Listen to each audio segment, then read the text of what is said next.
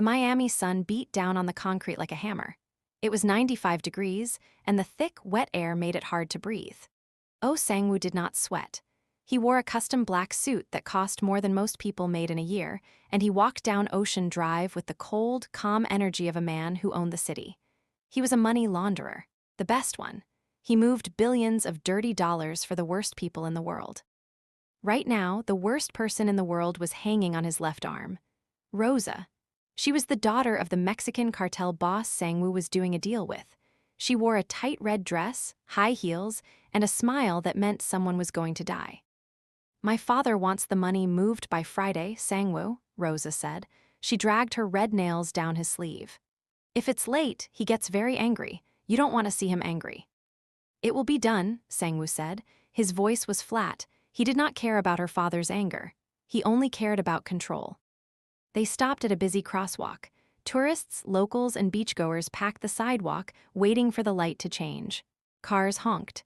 The smell of salt water mixed with exhaust fumes. Sang-woo stared straight ahead, annoyed by the crowd. Then he heard a shout. "Hey, you stupid bitch, give that back." Sang-woo looked to his right. 10 feet away, a large tourist in a floral shirt was screaming. He had his meaty hand wrapped around the thin wrist of a woman. The woman was trying to pull away. A stolen leather wallet fell from her shaking hands and hit the hot pavement. "I'm sorry, please, I'm sorry, let me go," the woman cried out. Sang-woo froze. His heart stopped beating for one long, silent second. He knew that voice. He knew the shape of her face, even under the dirt, and the mess of curly black hair hiding her eyes. Binta. It was her, the woman who slept in his bed, told him she loved him, and then vanished into the night 3 years ago. She didn't just break his heart. She took his secret black book ledger, a book with names and numbers that could get him killed. He had spent 3 years hunting her. He wanted to find her, drag her back, and make her pay. He wanted to ruin her life the way she almost ruined his. But the woman standing in front of him was already ruined. She looked starved. Her clothes hung off her thin bones. Her brown skin was pale and sickly. She looked terrified, pulling with all her weak strength against the massive man holding her. Sang-woo stepped forward, his fists clenching. He was going to grab her by the throat. He was going to tell Rosa exactly who she was. The cartel had $1 million bounty on the person who stole that ledger. He could hand Binta over right now and watch them tear her apart. But then, something moved behind Binta's legs. A child. A little boy, maybe 2 or 3 years old, wearing an oversized, dirty t-shirt. He was clutching Binta's leg, shaking like a leaf. The boy coughed. It was a wet, terrible sound. He looked up at the screaming tourist, his small face covered in sweat. Sang-woo stopped breathing. The boy had his eyes, dark, sharp Korean eyes, the exact same shape, the exact same cold, deep stare. It was like looking into a mirror from 30 years ago. Hold on, listeners. If you are enjoying this story so far, please leave a like on this video right now. It really helps the algorithm push more dark, gritty romance stories to you. Also, drop a comment and tell me what city or country you are watching from. I want to know where our Afro-Korean Love FM family is at. Now, listen to me very carefully. You need to hit that subscribe button right now. If you don't subscribe, you're basically leaving Binta and her sick little boy to be ripped apart by this cartel. Sang-woo might just hand her over to Rosa if he doesn't feel your support. Don't be the reason this innocent child dies on the hot Miami pavement. Hit subscribe, turn on notifications, and let's save them. Sang-woo, Rosa asked. She pulled on his arm, annoyed that he had stopped walking. "What are you looking at? Just some street trash. Let the cops handle it." Sang-woo did not hear her. The noise of the street faded away. All he could see was the boy, his son. Binta had a son. No, they had a son. The math added up perfectly in his head. She ran away 3 years ago. She was pregnant when she left. She stole his ledger, ran into the dark, and had his baby in secret. A hot, violent rage exploded in his chest. She hid his child from him. And now, she had his son living on the streets, looking like he was 1 day away from starving to death. "Listen to me, you little thief," the tourist yelled, shaking Binta so hard her head snapped back. "I'm calling the cops. You're going to jail." "Please," Binta begged. Tears cut clean lines through the dirt on her cheeks. "My baby is sick. He needs medicine. I just needed enough for his medicine. Please, don't call the police. They'll take him from me. I don't give a shit about your kid, the man roared. Sangwoo moved. He didn't think about it. He just acted. He pulled his arm away from Rose's grip and took 3 long strides toward the commotion. The crowd parted for him because men like Sangwoo carried a dark, dangerous energy that normal people could feel in their bones. He stepped right up to the tourist. Let her go, Sangwoo said. His voice was quiet, but it cut through the noise of the street like a knife. The tourist looked at him, confused and angry. Who the fuck are you? Mind your own business, buddy. She tried to rob me. Sangwoo did not repeat himself. He reached out and grabbed the tourist's thick wrist. He squeezed. He knew exactly where the nerves were. He pressed his thumb hard into the bone. The tourist gasped, his eyes going wide as pain shot up his arm. His fingers went numb, and he dropped Binta's arm. What the hell? The man yelled, stumbling back and holding his wrist. Sangwoo looked at the man with dead, empty eyes. Your wallet is on the ground. Pick it up and walk away. If you say one more word, I will break your arm in 3 places and feed your fingers to the seagulls. Do you understand me? The tourist looked at Sangwoo's expensive suit, then down at the bulge of a gun hidden under his jacket. The man swallowed hard, his face turning pale. He picked up his wallet, backed away, and quickly disappeared into the crowd. Binta was on the ground now, coughing. She reached out and pulled the little boy tightly to her chest. She hid his face in her neck, trying to protect him from the angry world. Get up, Sangwoo said. Binta froze. She recognized the voice. It was the voice that had haunted her nightmares every single night for 3 years. Slowly, she looked up. The hot Miami sun blocked his face for a second, but then she saw him. The sharp jaw, the perfectly styled black hair. The cold, dark eyes that used to look at her with fire, but now looked at her like she was nothing. Sangwoo, she whispered. Her voice cracked. Pure, unfiltered horror washed over her face. She pushed herself backward on the rough concrete, scraping her hands. No, no, please. I said get up, he ordered. He took a step closer. Sangwoo, what are you doing? Rosa walked up behind him. She looked at Binta with pure disgust. Do you know this dirty bitch? Sangwoo knew he had 1 second to make a choice. If he told Rosa the truth, that this was the woman who stole his cartel ledger, Rosa would call her father's hitmen.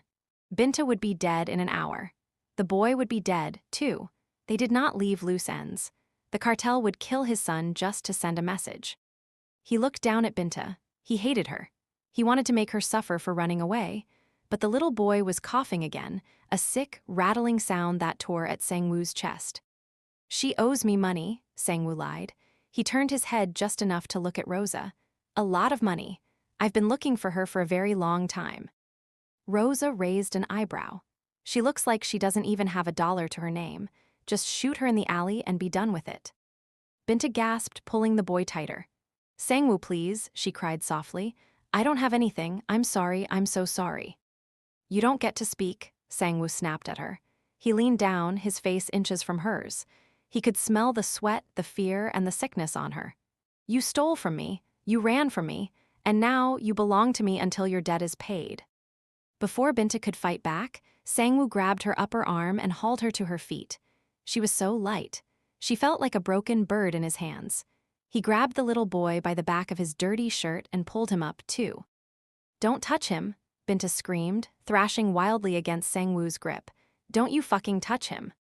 Shut the fuck up, Sangwoo hissed in her ear, pulling her flush against his hard chest.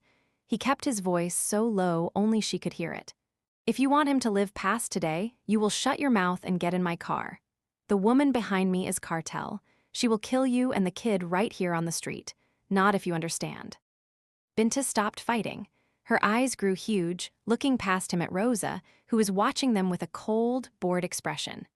Binta swallowed hard and gave one small, jerky nod. Good, Sangwoo said. He pushed her forward. Walk. His armored black SUV was parked at the curb half a block away.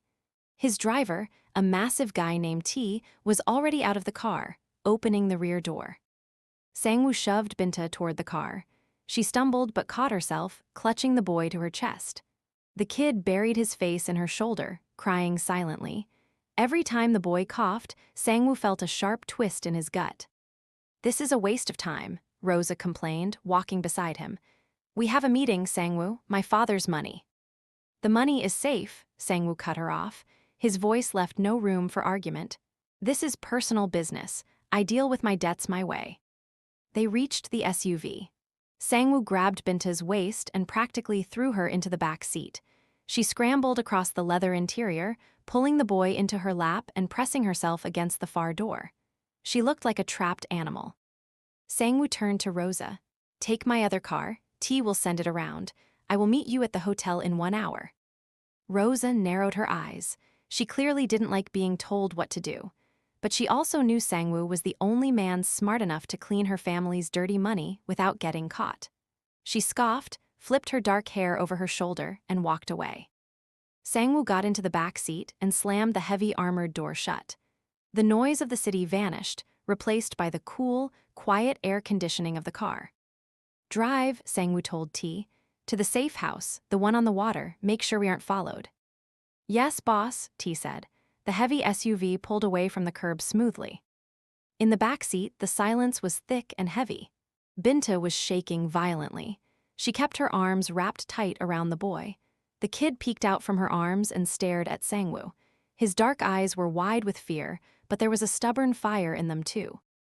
Sangwoo stared back. He felt like he couldn't breathe. The anger, the betrayal, and the shocking reality of being a father were mixing together into a toxic poison inside him. 3 years, Sangwoo said finally. His voice was dark and rough.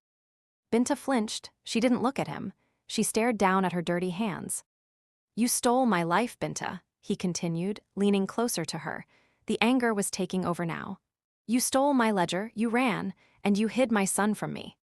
He's not your son, she whispered, her voice shaking. Sangwoo laughed. It was a cruel, hollow sound. Don't lie to me, not anymore. I can see my own face staring back at me. What is his name? Binta closed her eyes, tears leaking out and sliding down her face. Please, Sangwoo, do whatever you want to me, beat me, kill me, just let him go. I'll give you everything I have. Just let him go to a hospital. He's dying. I said, what the fuck is his name? Sangwoo yelled. He punched the back of the passenger seat, the loud bang making Binta and the boy jump. Leo, she cried out, sobbing openly now. His name is Leo. He's sick, Sangwoo. His lungs are failing. We have nobody. I couldn't get a job because of the people you had looking for me. I couldn't go to a hospital because they would ask questions. I tried to keep him safe, but I failed. She buried her face in Leo's hair, crying so hard she was choking on her own breath. I failed him. Sangwoo looked at the boy. Leo was gasping for air, his little chest rising and falling too fast. The kid was sick, really sick. If they didn't get a doctor soon, he wasn't going to make it. Sangwoo sat back in his seat and smoothed his tie. His heart was racing, but on the outside, he put his mask of ice back on. You owe me a debt, Binta, Sangwoo said coldly. And you are going to pay it back, every single cent. You are going to sign a contract. You will live in my house. You will do exactly what I tell you to do when I tell you to do it. You will belong to me, mind, body, and soul, until I say we are even. Binta looked up at him, her eyes full of hatred and fear. And if I don't? Sangwoo leaned in close. If you don't, I will stop the car right now, open the door, and throw you both back on the street. And I will call Rose's father and tell him where the ledger thief is. You will be dead by sunset. He reached out and traced a finger down her dirty cheek. She flinched, trying to pull away, but there was nowhere to go. But, Sangwoo whispered, if you agree to my terms, I will buy the best doctors in the world on the black market. I will bring them to my fortress, and I will save my son. Binta stared at him. She was trapped. She knew it, and he knew it. She had no money, no friends, and a dying child. She was making a deal with the devil. Okay, she whispered, her voice breaking. Okay, I agree. Sangwoo felt a dark, twisted sense of victory in his chest. He had her right where he wanted her. Good, he said softly. He pulled his hand back. Welcome home, Binta. The tires of the heavy armored SUV hummed over the smooth Miami asphalt. Inside, the air conditioning blew cold, freezing the sweat on Binta's skin. She shivered, pulling Leo closer to her chest. The dark leather seat beneath her felt like ice. She stared at the back of the driver's head, terrified to look to her left. Sangwoo sat beside her, perfectly still. He did not look at her. He stared out the tinted window at the palm trees and the bright blue ocean flashing by. He looked like a statue cut from dark stone, but Binta knew he was furious. She could feel the anger rolling off him in waves, filling the car like toxic gas. Leo coughed again. It was a deep, wet, terrible sound that shook his tiny body. He clutched Binta's thin shirt, hiding his face in her neck. "SHH, baby," Binta whispered. Her voice trembled. She rocked him back and forth. "It's okay. Mama is here. Everything is going to be okay." Sangwoo turned his head slowly. His dark eyes locked onto her. "Do not lie to him," he said. His voice was completely flat and empty of emotion. "Nothing is okay, and you are not in charge anymore." Binta bit her lip hard enough to taste blood. She wanted to scream at him. She wanted to claw his eyes out, but she had nothing. She was a beggar sitting in the car of a king, a very cruel, very dangerous king. "He needs water," she said quietly. She hated asking him for anything. "Please, he has a fever." Sangwoo did not answer her. He reached forward and opened a small compartment between the front seats. He pulled out a bottle of cold water. He twisted the cap off and held it out to her. Binta took it, making sure her dirty fingers did not touch his clean skin. She brought the bottle to Leo's lips. "Here, baby, drink a little." Leo took a small sip, then coughed heavily, spitting some of the water onto Binta's lap. He started to cry. It was a weak, pathetic sound that broke Binta's heart into a million pieces.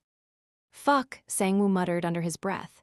He dragged a hand through his perfectly styled black hair, messing it up just a little. Drive faster."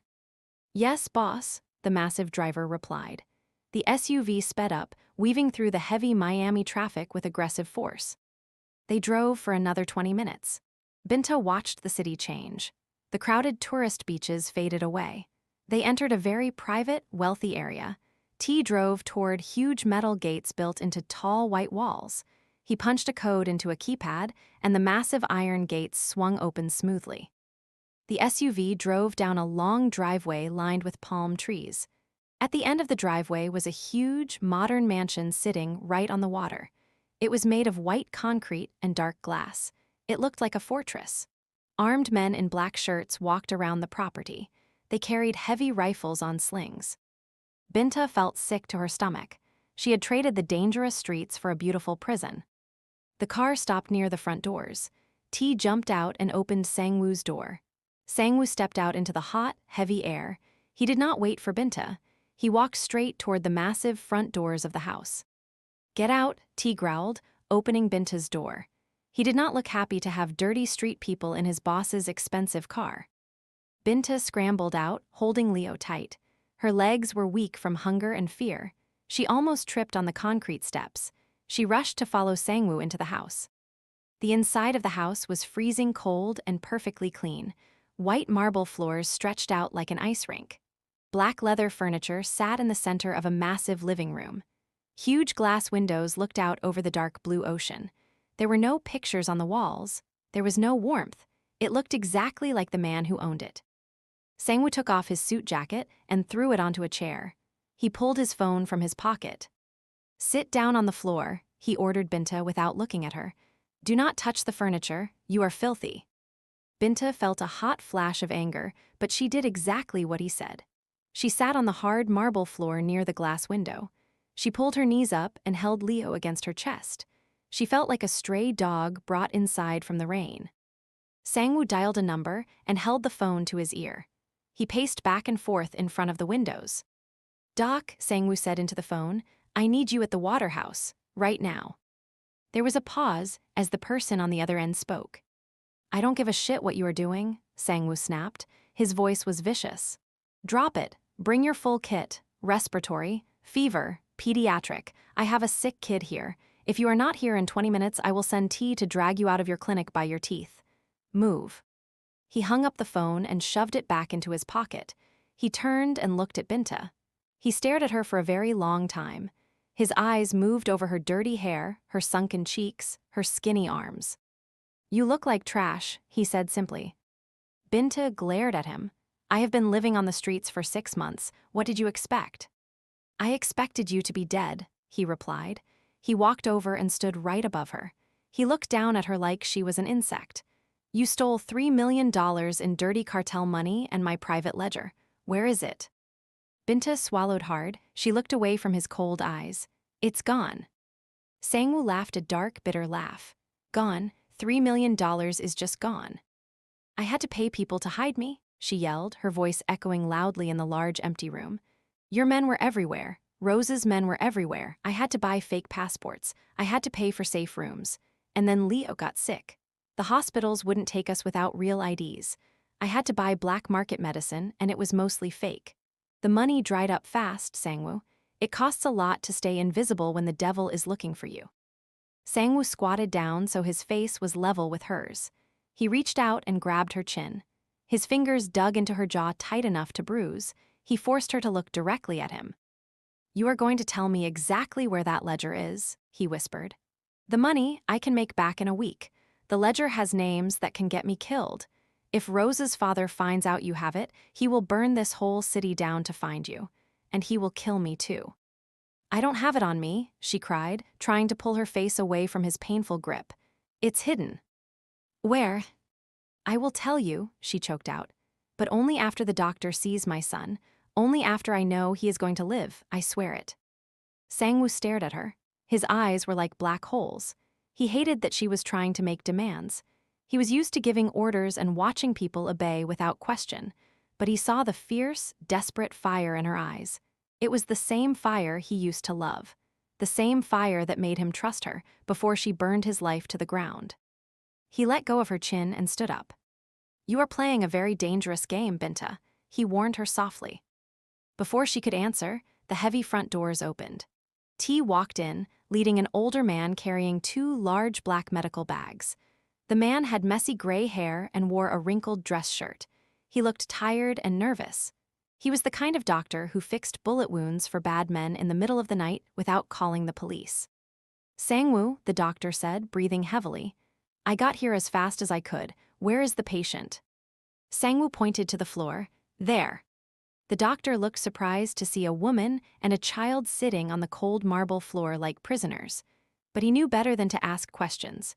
He walked over and dropped his bags. Put him on his back, the doctor told Binta gently. Binta hesitated. She did not want to let go of Leo. Do it, Sangwoo barked. Binta carefully laid Leo flat on the cold floor. The little boy whined, his chest moving up and down in quick, jerky motions. His skin was pale, covered in a shiny layer of sweat. The doctor pulled out a stethoscope and put the cold metal against Leo's tiny chest. He listened for a long time. The room was completely silent except for Leo's rough breathing.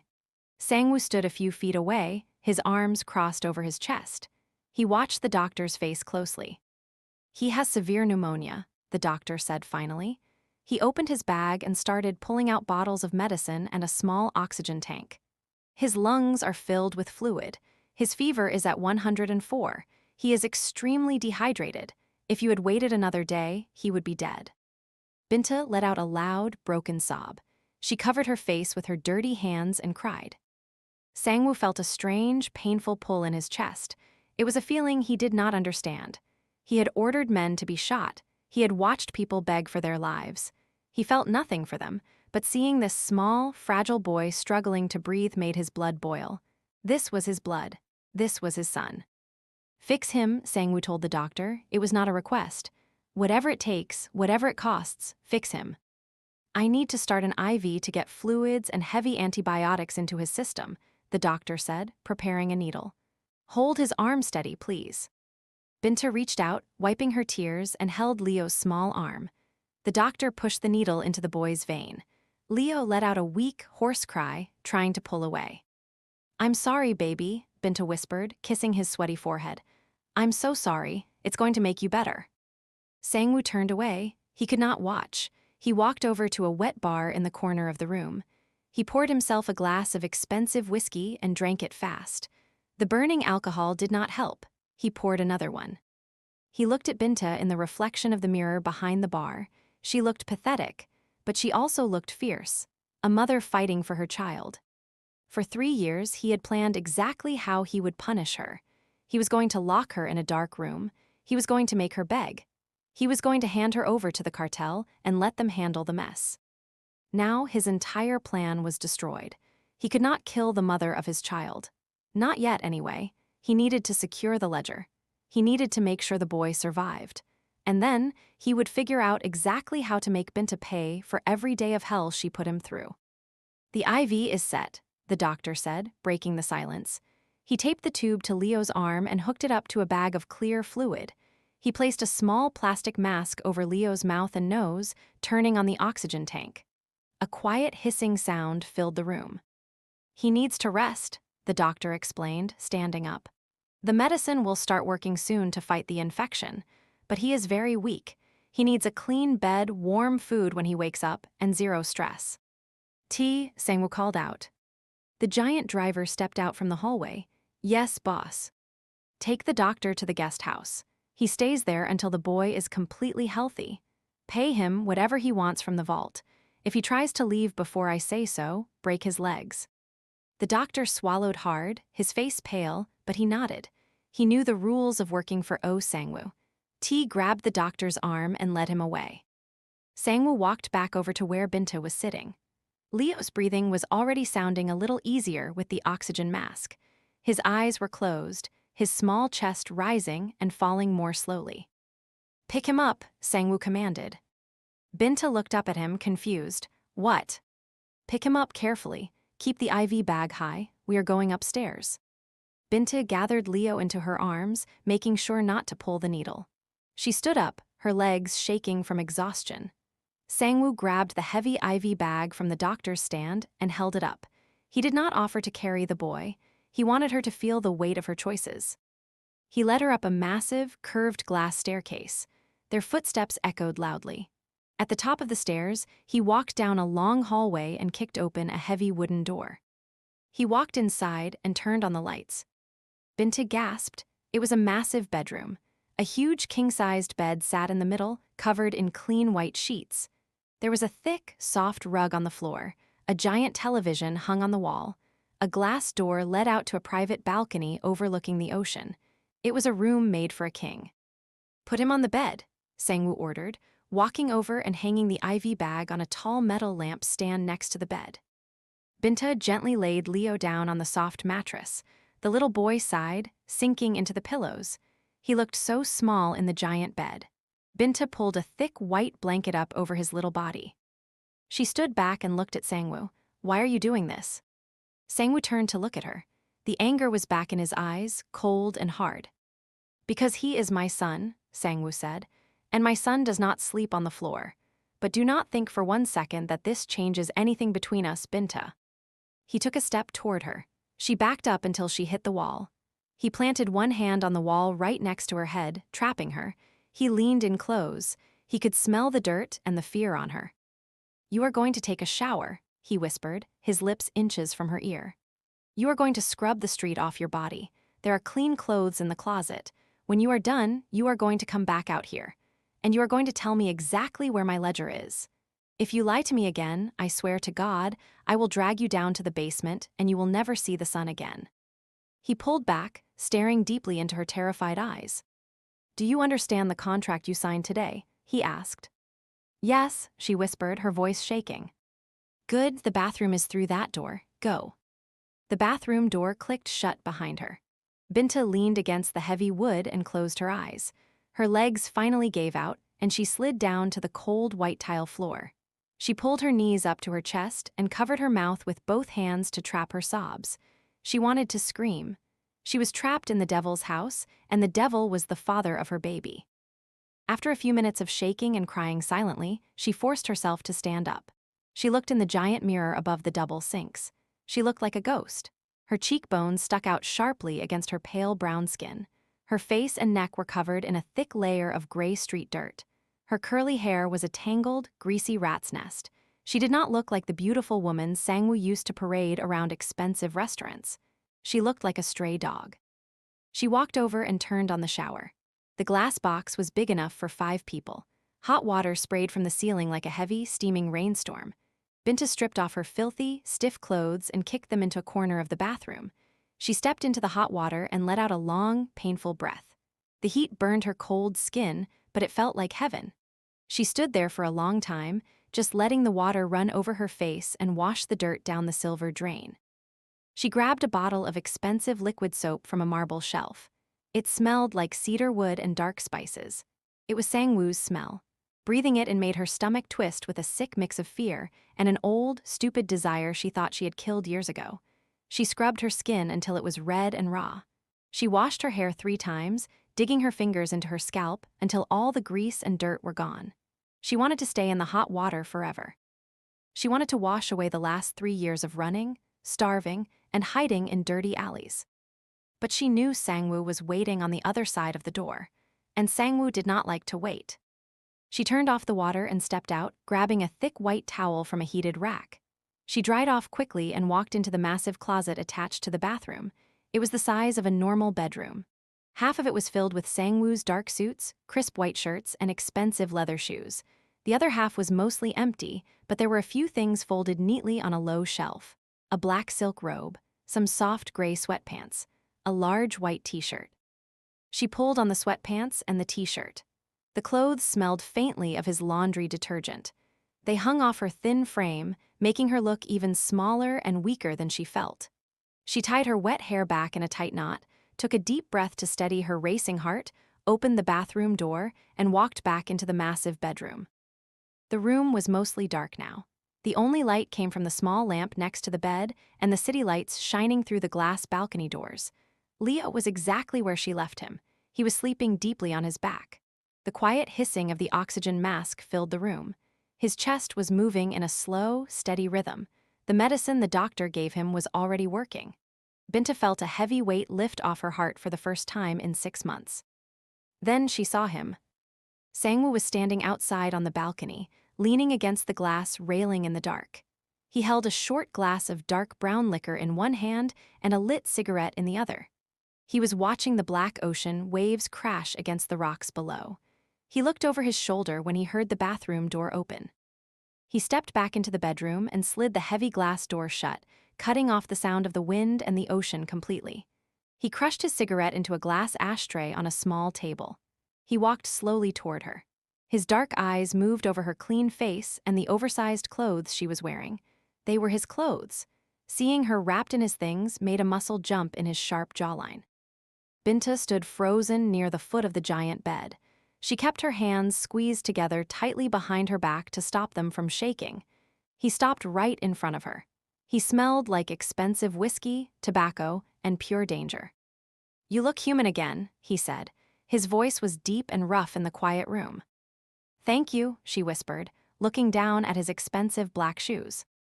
"Look at me when I talk to you," he ordered softly. She slowly lifted her chin and met his cold, dark stare. "Where is the ledger, Binta?" he asked. He did not yell, he did not sound angry. That made it much scarier. When Sang-woo was quiet, people usually died. Binta swallowed hard. Her throat felt dry. She knew this book was her only card to play. If she gave it up now, she had no value to him. He could kill her and keep Leo. "It is safe," she said. Her voice shook a little, but she forced herself to stand tall and look him in the eye. "Safe is not a location," Sang-woo replied, taking a half step closer. His hard chest almost touched hers. "I want a street name. I want a building. I want it tonight." "No," she said. Sang-woo's eyes narrowed. The air in the room went freezing cold. "Excuse me." "I said no," Binta repeated. She stepped to the side, moving closer to the bed where Leo was sleeping. She needed to be near her baby to feel brave. "I am not telling you where it is. Not yet." Sang-woo let out a sharp, dark laugh. He finished his drink in one swallow and slammed the empty glass down on a wooden dresser. The loud crack made Binta jump. "You think you can play games with me?" he growled. He closed the distance between them in 2 long strides. He grabbed her by the shoulders and backed her hard against the wall. The back of her head hit the plaster with a dull thud. "You are not in a position to negotiate with me, Binta. You are a thief. You stole Cartel property. I can snap your neck right here, and no one in this world would care." Binta stared up into his furious face. Her heart was beating so fast she thought it would explode out of her chest. But she also saw the tiny flicker of panic hiding deep in his dark eyes. He needed that book desperately. "If you kill me, you will never find it," she said, breathing fast. "It is in a place you would never look. And if I don't check in with the person guarding it every few days, they have strict orders to mail it directly to the police. Every name, every bank account, every dirty secret you have. It was a lie, a massive, stupid lie. The little black ledger was wrapped in a plastic bag and taped behind a toilet in a dirty, abandoned gas station bathroom on the poor side of Miami. But she prayed he would believe it.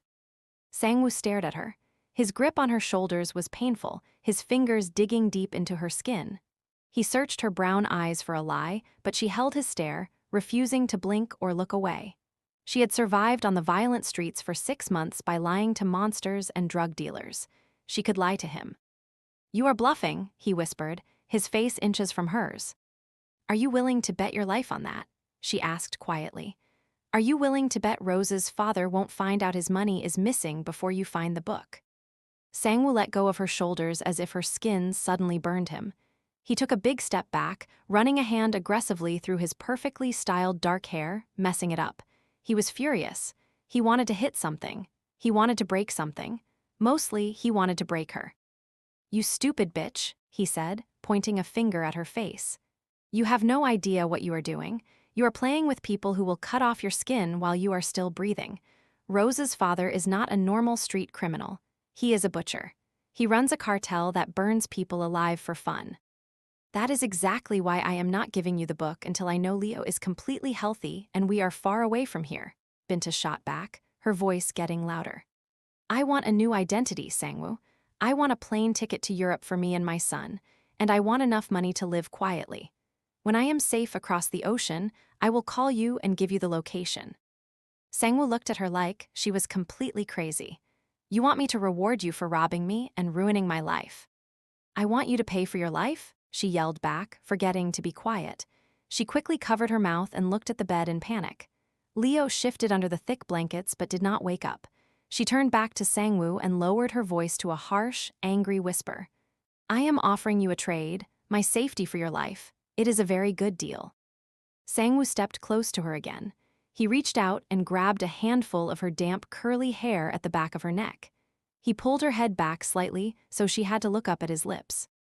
"You forgot one major detail in your stupid little plan," he whispered softly, his breath brushing against her mouth. "Leo is my son. You are not taking him anywhere. He stays with me.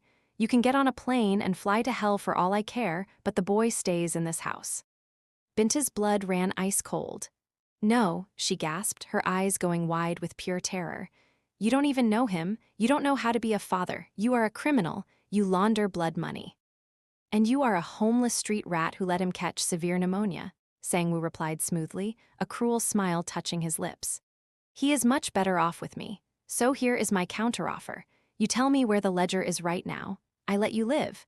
You walk out that front door tomorrow morning and you never come back. If you try to take Leo with you, I will hunt you down and kill you slowly."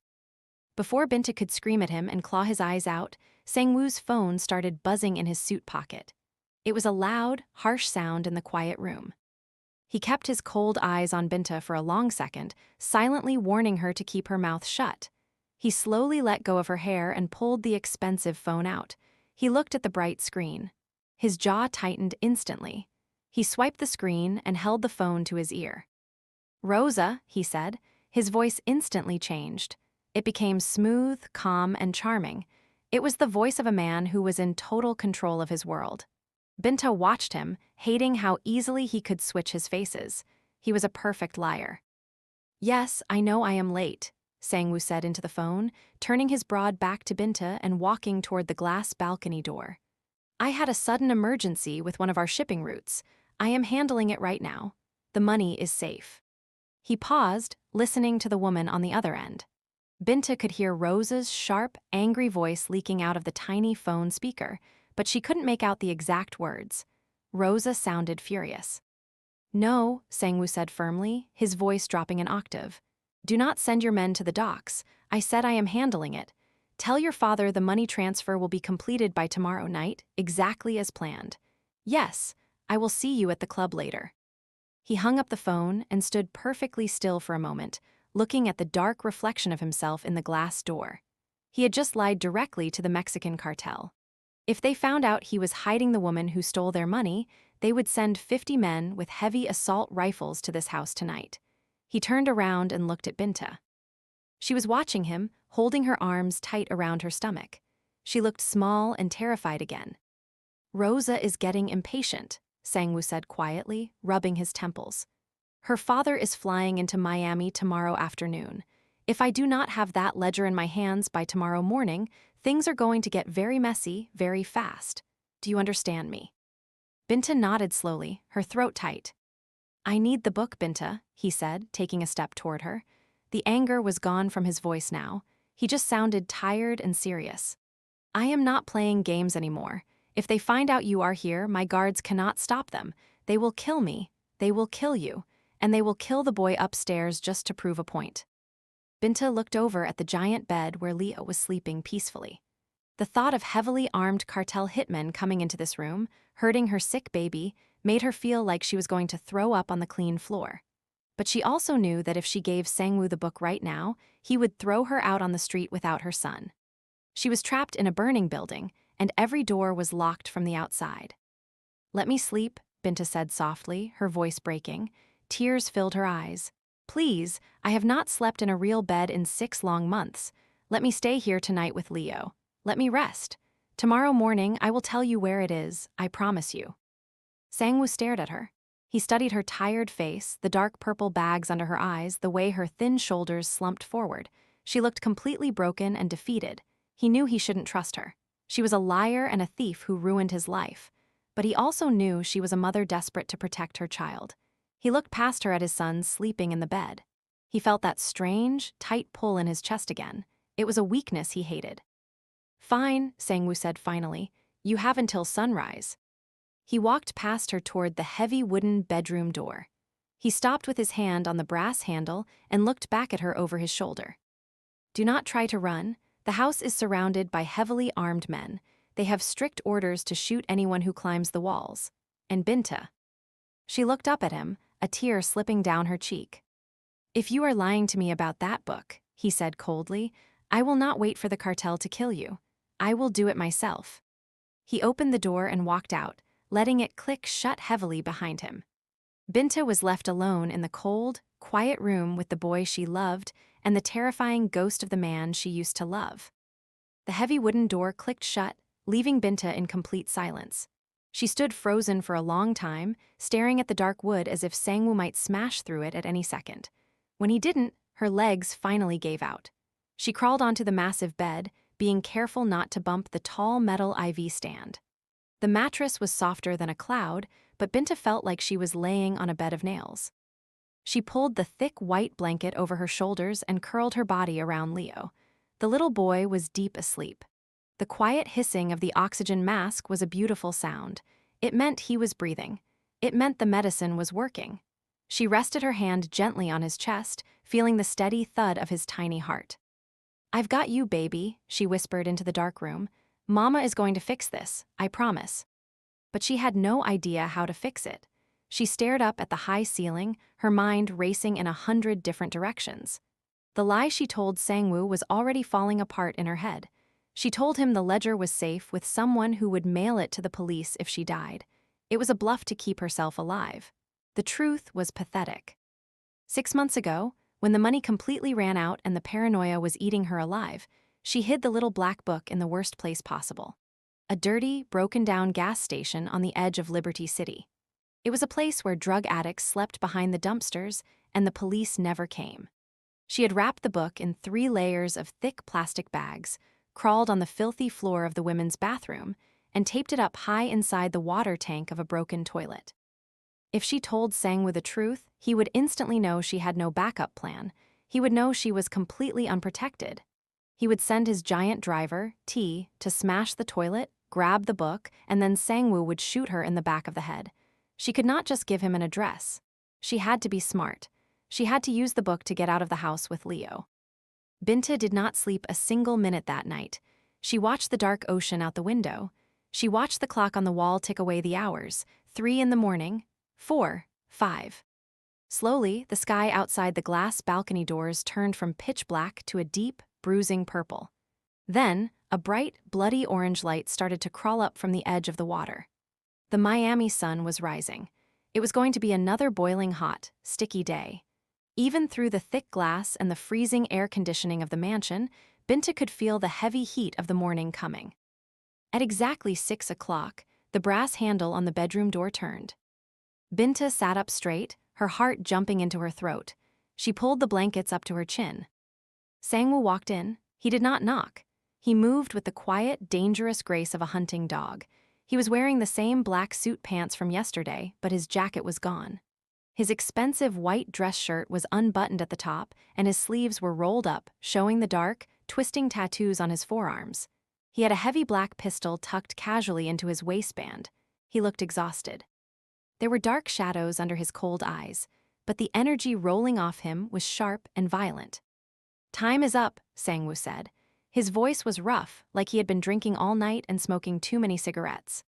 He walked over to the window and pushed a button on the wall. The heavy gray curtains slowly slid open, flooding the room with bright, blinding sunlight. Binta squinted, raising a hand to block the light. Sangwoo turned his back to the window and stared down at her. "The sun is up, Binta. We are out of time. Rose's father lands at the private airport in 5 hours. If I don't have that ledger to prove my money trails are secure, he will send a hit squad to this house. Now, give me the address." Binta swallowed hard. Her mouth tasted like old pennies. She looked down at Leo, who was still sleeping soundly, his fever finally broken. She took a deep breath, building up the tiny bit of courage she had left. "I cannot give you an address," she said quietly. Sangwoo went completely still. He did not yell. He did not throw anything. He just stared at her, his eyes going dead and flat. He slowly reached down and rested his hand on the black handle of the gun in his waistband. "Are you choosing to die today?" he asked softly. "No," Binta said quickly, throwing the blankets off and sliding off the bed. She stood up, putting herself between Sangwoo and the sleeping boy. "No, I am not trying to play games, but the person who has the book, he does not know you. He does not trust anyone. If you send your men to his house, he will panic. He will burn the book or he will mail it to the FBI. He has strict orders." "Then call him," Sangwoo demanded, taking a slow step toward her. "Right now, get him on the phone and tell him to bring it to the gate." "He doesn't have a phone," Binta lied, her heart hammering against her ribs. She was digging a deeper hole, but she couldn't stop now. "He is completely off the grid. The only way to get it is if I go there myself. I have to knock on his door. I have to show my face so he knows I am alive. Then he will give it to me." Sangwoo let out a sharp, cruel laugh. "You think I am an idiot? You think I am going to let you walk out my front door so you can disappear into the city again? I will blow your brains out before I let you run from me twice." "I am not running," Binta yelled, her voice cracking. "Look at my son. Do you think I would leave him here? He is sick. I am not going anywhere without him. You can come with me. You can put a gun to my back the entire time, but I have to be the one to ask for the book. It is the only way." Sangwoo stopped moving. He studied her face closely. He was a man who read liars for a living. He looked for the twitch in the eye, the sweat on the lip, the shake in the hands. Binta was shaking, yes, but she was looking him dead in the eye. She looked like a mother who had nothing left to lose. Sangwoo dragged a hand through his dark hair, gripping the roots tightly. He hated this. He hated not having control. He hated that this skinny, broken woman held the keys to his survival. "If this is a trap," Sangwoo whispered, his voice dark and deadly, "if you lead me to an ambush or if you try to pull a trick on me, I will shoot you in the stomach. I will let you bleed out on the sidewalk. And then I will come back here and I will raise Leo to be a monster just like me. He will grow up never knowing your name. Do you understand?" Tears filled Binta's eyes, blurring her vision. The threat was sick and twisted, but she knew he meant every single word. "I understand," she choked out. "Get your shoes on," Sangwoo snapped. He turned his back to her and pulled his phone from his pocket. Bring the SUV to the front door, just you and me. We are taking a ride." Binta quickly found her old, dirty sneakers sitting in the corner of the room. She shoved her feet into them without socks. She walked over to the bed and leaned down, pressing a soft kiss to Leo's warm forehead. "I will be right back, baby," she whispered into his hair. "I love you." Sangwoo was already standing at the open door, watching her with cold impatience. "Move." She followed him out of the room and down the long, bright hallway. The doctor was sleeping on a leather couch in the living room downstairs. He woke up with a jump as Sang-woo kicked the side of the couch. "Watch the boy," Sang-woo ordered the tired doctor. "If his fever comes back or if his breathing changes, you call me immediately. Do not leave that room." "Yes, sir," the doctor stammered, grabbing his glasses and rushing toward the stairs. Sang-woo opened the heavy front doors. The morning heat hit Binta like a physical punch. It was already humid, the air thick and sticky. The massive black SUV was idling perfectly in the driveway. T was standing by the back door, his arms crossed over his huge chest. Sang-woo grabbed Binta by the elbow. His grip was completely unforgiving. He marched her down the concrete steps and shoved her into the back seat. She slid across the cool leather, feeling small and trapped. Sang-woo climbed in right behind her and slammed the door shut. "Where are we going?" Sang-woo asked, looking straight ahead at T in the rearview mirror. Binta swallowed the dry lump in her throat. "Liberty City, 15th and Northwest 62nd Street." Sang-woo slowly turned his head to look at her. His eyebrows pulled together in deep confusion and disgust. "Liberty City? You gave $3 million in dirty cartel money and a ledger filled with politicians' names to a street thug in the slums." "He is someone I trust," Binta lied, looking out the tinted window so he couldn't see the panic in her eyes. "He kept me safe when your men were hunting me." Sang-woo sneered. "Drive T, let's go meet this hero." The SUV pulled out of the massive iron gates and sped toward the highway. The drive took 30 minutes. The scenery outside the dark windows changed rapidly. The beautiful white mansions and blue ocean views faded away. They were replaced by gray concrete, cracked sidewalks, and buildings with bars on the windows. Stray dogs wandered through empty dirt lots. The streets were lined with old, rusted cars and trash blowing in the hot morning wind. This was the Miami the tourists never saw. This was where Binta had lived like a hunted animal for half a year. Just looking at the corner stores and the broken streetlights made her stomach knot with fear. "Turn here," Binta said softly, pointing to a narrow, broken street. T swung the heavy SUV around the corner. The tires crunched over broken glass and gravel. At the end of the block, sitting under a flickering, broken sign, was the gas station. It looked completely abandoned. The gas pumps were covered in yellow tape. The windows of the small store were covered in thick metal shutters. The concrete parking lot was stained with old oil and littered with empty beer bottles. "Stop the car," Sang-woo commanded. T hit the brakes. The SUV sat idling in the middle of the empty street. Sang-woo looked out the window at the rotting building. He looked back at Binta. His eyes were pure ice. "There is nobody here, Binta. The building is closed." "He lives in the back," Binta said, her voice shaking violently. She pointed a trembling finger toward an old metal door on the side of the building, near the dumpsters. It was the door to the public bathrooms. "He stays in the old storage room. I have to go knock." Sang-woo stared at her for a long, terrible moment. He pulled the heavy gun from his waistband and checked the chamber. The loud, metallic click made Binta flinch backward. "Get out," Sang-woo said. T opened the door from the outside. Binta stepped out into the blinding heat. The smell of hot garbage, old urine, and exhaust fumes filled her nose. It was the smell of rock bottom. Sang-woo stepped out right behind her. He grabbed her shoulder with his left hand, holding her tight against his side. He kept his right hand down by his leg, the gun hidden behind the line of his leg, but ready to fire. "Walk," he whispered in her ear. "And remember what I told you. You try to run, you die." Binta walked. Her legs felt like lead. Every step toward that rusty metal door was a step closer to the truth. She was going to have to walk into that dirty bathroom, dig the book out of the toilet, and hand it to him. He was going to know she lied. He was going to know she was completely alone. They walked past the taped-up gas pumps. The heat radiating off the concrete was making her dizzy. They reached the side of the building. The smell coming from the dumpsters was thick and rotting. "The door," Sang-woo ordered, pointing with his chin. Binta reached out with a shaking hand and grabbed the rusty metal handle of the bathroom door. She pulled it open. The hinges screamed loudly. Inside, it was pitch black. The lights had been broken for months. The smell of mold and raw sewage hit them like a wall. "He's in there?" Sang-woo asked, sounding highly doubtful. He stepped in front of her, pushing her slightly behind him. He raised his gun, pointing it into the dark room. "Hey, step out where I can see you." Silence. The only sound was the dripping of water from a broken pipe somewhere in the dark. "I said step the fuck out," Sang-woo yelled, his voice echoing off the wet tile walls.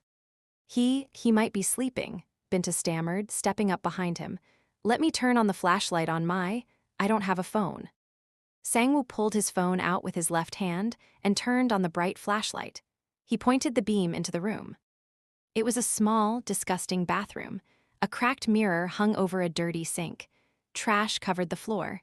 In the corner was a single toilet stall. The door was missing. The toilet bowl was stained brown and black. There was nobody in the room. There was no storage closet. There was nowhere to hide. Sang-woo slowly lowered the flashlight. He turned around to face Binta. The beam of light caught his face, making the shadows under his eyes look deep and demonic. "There is nobody here," Sang-woo whispered. His voice was so quiet it was terrifying. He must have gone out," Binta lied, taking a step backward. Her back hit the brick wall of the building outside. Sang-woo stepped out of the bathroom. He walked right up to her, backing her against the hot bricks. He raised the gun and pressed the cold metal barrel directly under her chin. Binta gasped, throwing her head back against the wall, her eyes wide with absolute horror. "You lied to me," Sang-woo said. His eyes were wide, twitching with raw, uncontrollable anger. "You brought me to a dirty toilet in the slums. You have no guardian, you have no backup." "Sang-woo, wait, please." "Shut up," he roared, pressing the gun harder into her throat. "The book is in there, isn't it? You hid my life in a public toilet." Binta nodded, a sob ripping out of her chest. Yes, it's inside the water tank. I'm sorry, I was scared. I had to protect Leo." Sang-woo stared at her, his chest heaving. He had his finger on the trigger. He could end it right now. He had the location. He didn't need her anymore. He pressed the metal harder, watching the tears spill over her cheeks. Sang-woo did not move the gun. The cold metal dug deep into the soft skin under Binta's chin. He stared into her terrified brown eyes, watching the tears spill down her cheeks and drop onto his hand. For 10 long seconds, the only sound in the filthy bathroom was Binta's shaky, wet breathing and the slow drip of water from the broken pipe. "You hid it in a toilet," Sang-woo whispered. His voice was full of pure poison. "$1 billion of Cartel secrets, my entire life. You put it in a broken toilet in a ghetto." "I didn't have anywhere else," Binta cried out, her voice echoing off the dirty tiles. "I was living on the street. People steal everything from you out here. Nobody looks inside a broken toilet tank. It was the only safe place. Please, Sang-woo, please take the gun away." Sang-woo felt a sick, twisted knot in his stomach. He wanted to pull the trigger. He wanted to blow her brains all over the dirty wall for making him stand in this disgusting room, for making him panic, for taking his son away for 3 years. His finger tightened on the trigger. He saw Binta close her eyes and squeeze her hands into tight fists, waiting for the loud bang and the dark end. But he needed the book first, and he still needed a mother for the sick boy sleeping in his giant bed. He slowly lowered the gun. He did not put it away. He kept it pointed at her stomach. "Get it," he ordered.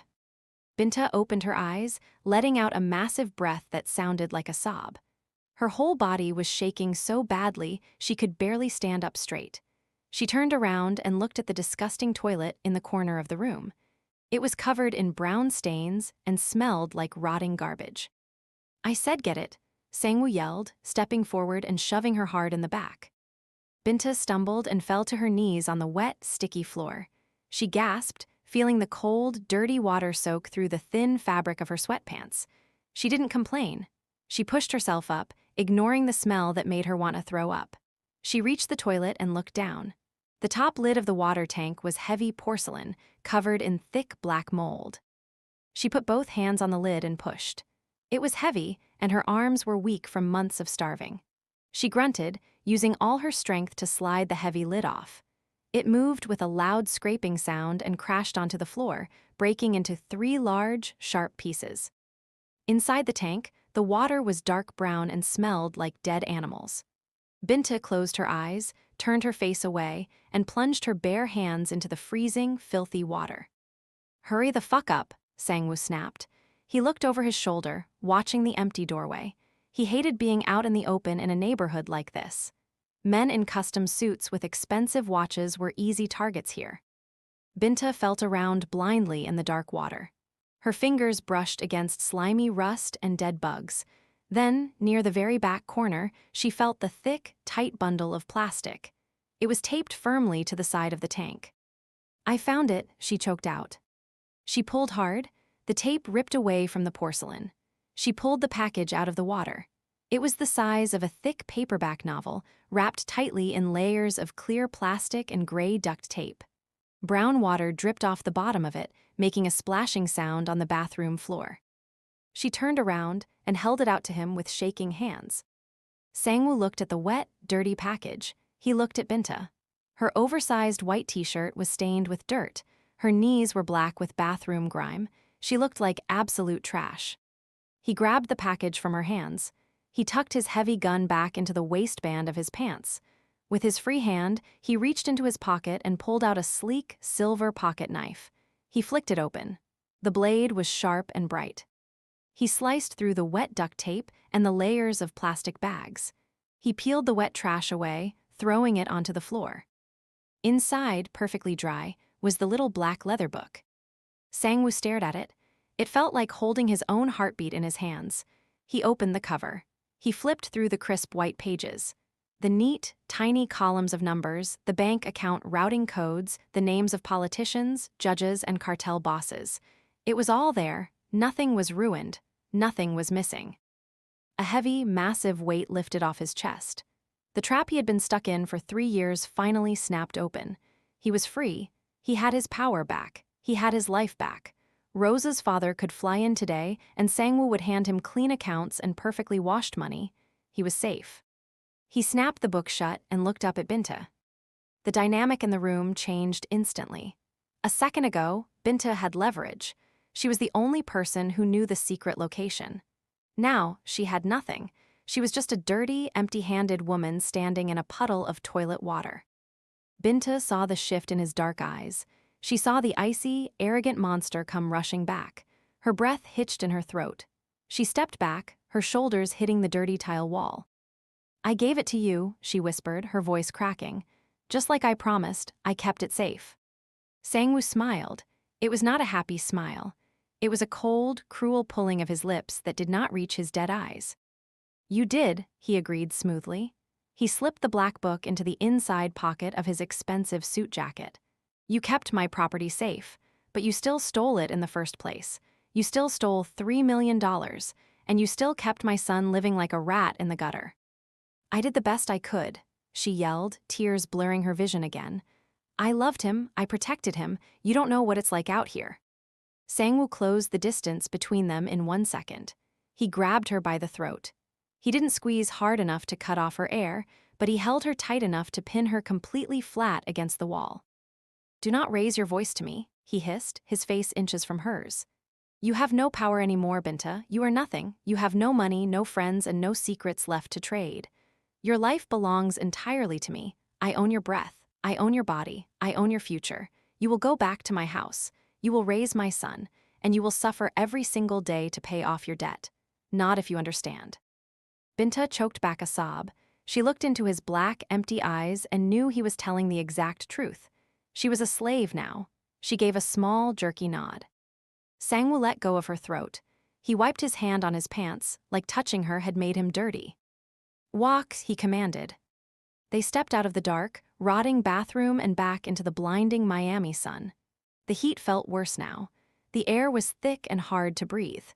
T was still standing by the heavy black SUV, his arms crossed, watching the street carefully. When T saw Sangwoo walk out with his jacket closed and a dark look of victory on his face, the giant driver opened the back door. Sangwoo shoved Binta toward the car. She climbed into the back seat, bringing the smell of the dirty bathroom with her. Sangwoo got in beside her. He rolled down his window just a little bit to let some fresh air in, disgusted by the smell of her wet clothes. "Take us home, T," Sangwoo said. "Fast." "Yes, boss." The SUV roared to life and sped away from the broken gas station, leaving Liberty City behind. Inside the car, the silence was heavy and terrible. Binta sat pushed all the way against the door, hugging her knees to her chest. She watched the gray buildings turn back into palm trees and expensive white houses. She had sold her soul back to the devil, and all she got in return was a cage. Sangwoo pulled his phone out. He dialed a number and held it to his ear. "Rosa," he said. His voice was smooth and perfectly calm again. "Tell your father I am ready for the meeting. The ledgers are updated. The money is washed and sitting in the offshore accounts. We will celebrate tonight." He listened for a second, a small, arrogant smile touching his lips. "Yes," he replied. "I will see you at the club. Wear the red dress." He hung up the phone. Binta felt a hot wave of pure jealousy and anger hit her chest. She hated Rosa. She hated the way Sangwoo talked to her, but she kept her mouth shut. She had no right to be jealous. She was just the prisoner. "You are going to see her tonight?"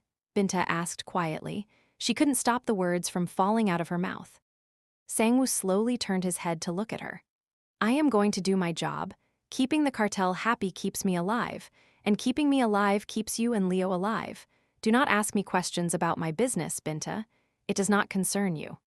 "He is my son," she fired back, finding a tiny spark of her old fire. "Everything you do concerns me. If you bring cartel hitmen to your house, you put Leo in danger." Sangwoo leaned across the leather seat. He grabbed a fistful of her oversized white t-shirt and yanked her violently toward him. She gasped, her hands flying up to push against his hard chest. "Let's get one thing perfectly straight," Sangwoo growled low in his throat.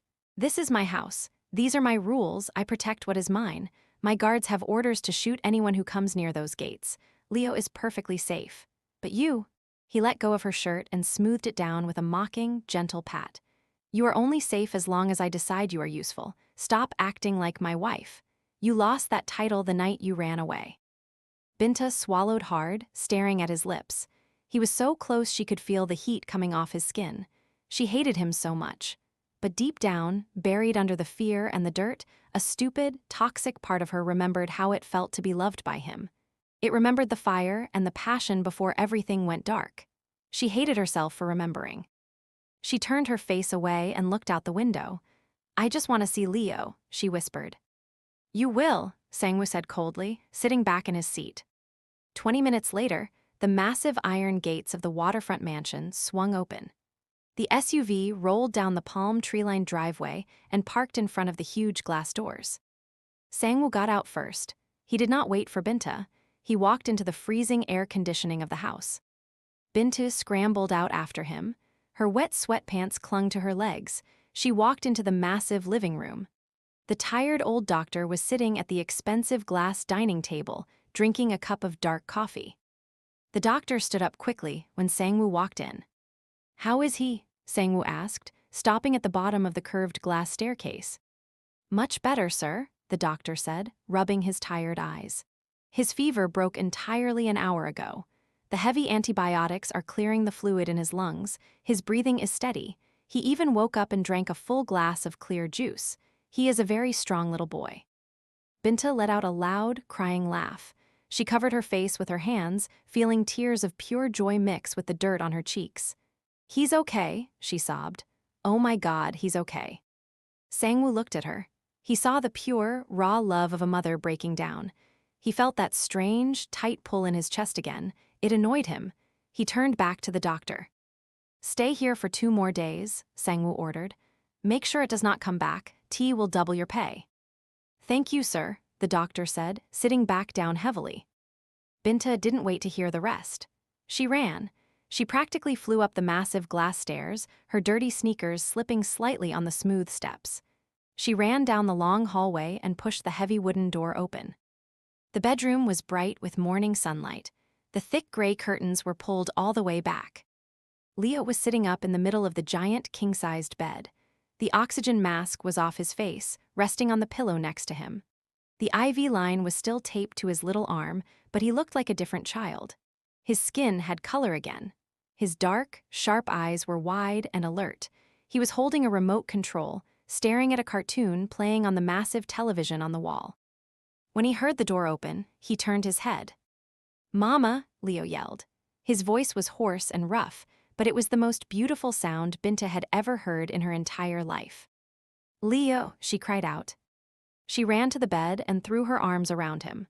She buried her face in his neck, breathing in the smell of his clean skin and the faint smell of medicine. She cried so hard her whole body shook. She kissed his cheeks, his forehead, his hair. "I'm here, baby," she sobbed. "Mama is right here. You are safe. You are going to be okay." "I drank juice, Mama," Leo said proudly, patting her back with his tiny hand. "It was cold." "I know, baby. I'm so proud of you." She heard slow, heavy footsteps behind her. The atmosphere in the room instantly dropped 20 degrees. She didn't have to look to know Sangwoo had walked in. Leo looked over Binta's shoulder. His wide, dark eyes locked onto the tall man in the black suit standing in the doorway. The little boy stopped smiling. He stared at Sangwoo with a serious, guarded look that was exactly like the look Sangwoo gave to his enemies. Sangwoo stared back at his son.